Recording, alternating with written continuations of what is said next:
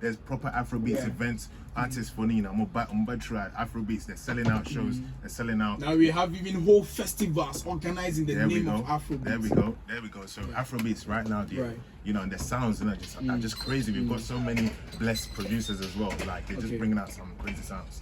So, yeah, shout outs. Right, you have had the opportunity to be in 2 different worlds. I mean, you've been in Europe and all that, and you've also studied the system here for quite some time. Considering the 2 markets, and why you even chose here now, I want to know, are you now trying to gain acceptance here? Because if we talk about where it has acceptance now, it should be where you are coming from now. So I want to wrap my head around why you choose to Okay, my bro. Yeah. So like it's just that I've always had a like, you know, a love for Ghana, for Africa. You know, like Yomi UK, that sort you know, that sort of vibe and stuff like that. I've been into music, that sort of thing. But it's always like, you know, I listen to, you know, like I'm inspired a lot by, you know, the Ghanaian, you know, high life legends and, you know, all these people and stuff like that. And, you know, I just thought, say, you know, with like. And yeah, man, I'm here before. Now I said, not obviously not UK on that and shouldn't function right now. It's all that drill stuff and that's going on. Like drill is still popping in the UK. Yeah, it's still popping in you know, in the UK and things like that. And I just thought, say, you know what? Let me just go back to, you know, like, you know, let me go to Ghana. Let me, you know, go, like, obviously, you know, bless them, like, you know, with the music, and also, like, you know, receive that acceptance from my people. I'm a Ghanaian as well, you know, regardless of where I was born. So your roots was much more important to you. Yeah, my roots, and just like the love for you know, Africa and thing, and taking Africa, represent Africa to the world. That's my goal. That's amazing. So if your root is that important to you, I want to know the elements from a part of this space that you borrowed in your music. I mean, you came here, we have the palm wine music. We have, I don't know if you've experienced some of them, the palm wine music, the high life music, the indigenous instrumentations and all that. How has it inspired and shaped your new music direction now, since you want to hold that loyalty to your roots? Yeah, it's just yeah. So like you said, bro, just incorporating all of these like things into the music and just, you know, taking these sounds to the world. We're in a space right now, you know, all like, you know, we are seeing Nigeria, you know, Latin America, Himfo, everywhere. Omutia sounds that, you know, they're just loving it. So I'm just like I said, inspired by all these, you know, like Tete Fonina and all that sort of thing. Like back in the day, my papa brought me up on all these, you know, back in the day, Dr. KJCs and all these people, you know, like the stuff knows and normal about original instruments and stuff like that. You know, I like that stuff, you know, so even when working with beat producers and stuff like that, I like to get that sort of stuff like incorporated into my stuff to bring out, you know, them sort of sounds. Since your dad is in the conversation right now, let's take you back to family life. Yeah. Were you overly exposed to music in your infant stages? You are talking about your dad right now. I'm supposed to believe that he played a role in making you develop passion for music.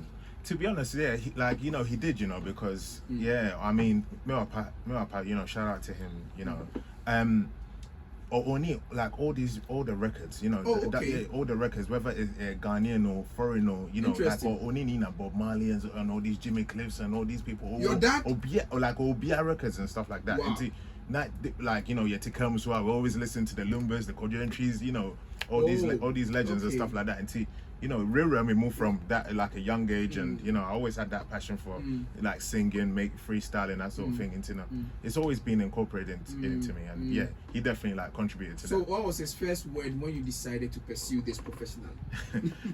Well, I mean, back in the day, yeah, as we know, like African parents, you know, they encourage education more. Go get a degree, go do that. Yeah, I've you know, I listened to them. It's definitely good to have an education, you know, just in case. You never know.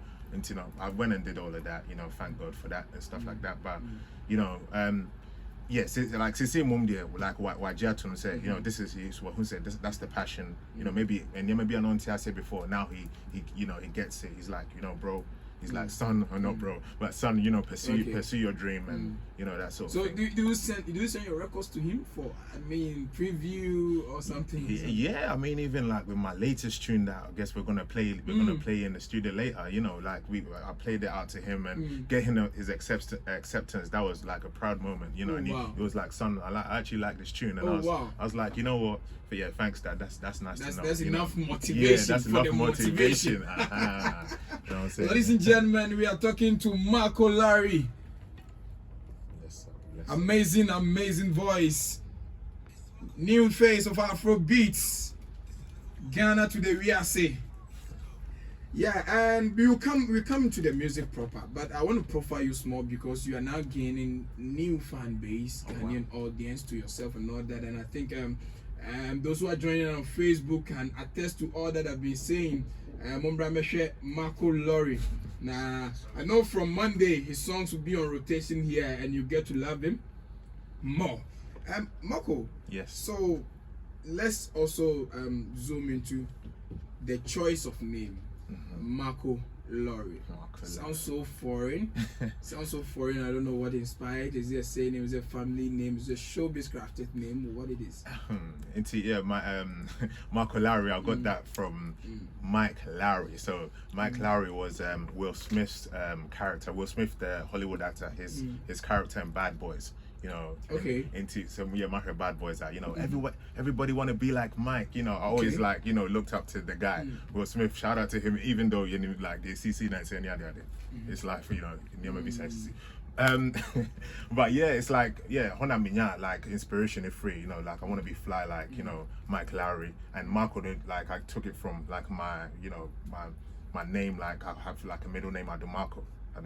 So, so Adumarco. Yeah, Adumarco, yeah. And like in Brofono, kind of Adumarco. So I just took the Marco and I was like, you know what? Marco Lowrey, you know. Okay, so Adumarco. Yeah, Adumarco.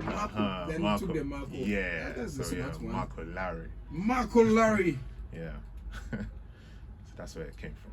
So you've been in Ghana here to, as it were, cement your brand over here. Have you started reaching out to people you grew up being inspired by? Have you tried to connect with the industry proper, and how has the reception been so far?